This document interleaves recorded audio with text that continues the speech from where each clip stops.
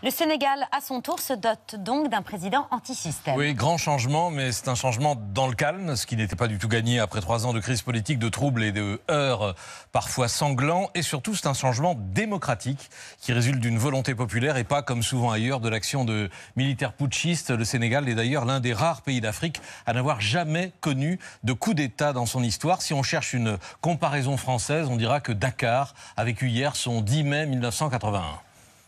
Vous verrez un Sénégal qui a vraiment changé. Vous allez voir un autre visage des Sénégalais du Sénégal parce que c'est une révolution totale. Tout va changer. Du côté comportement, côté social, côté financier, tout va changer.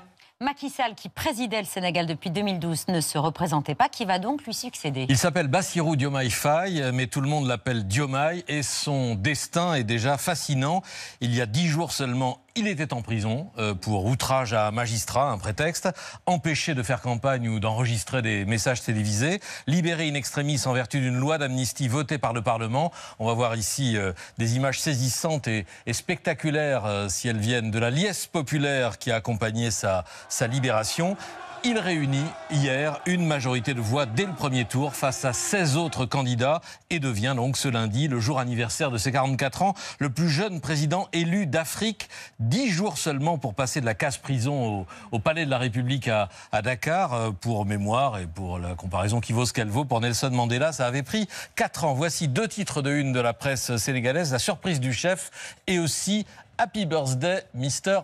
Présidente. Victoire surprise et ascension éclair qui témoigne d'une énorme aspiration au changement, extraite de son dernier meeting vendredi à Dakar. Je suis prêt à enfiler avec justesse le costume de président de la République du Sénégal au soir du 24 mars 2024. Une courte campagne polarisée sur l'alternative continuité ou rupture. Les Sénégalais ont donc clairement choisi la rupture, le changement de système prôné par Diomaye. Que veut-il changer précisément? Alors lui, on le connaît assez peu. Diomaye est en fait le plan B de l'opposant numéro 1, Ousmane Sonko, sorti de prison en même temps que lui, mais empêché de se présenter à cause de ses condamnations. Il a donc désigné son numéro 2, qu'il a connu au travail, puisque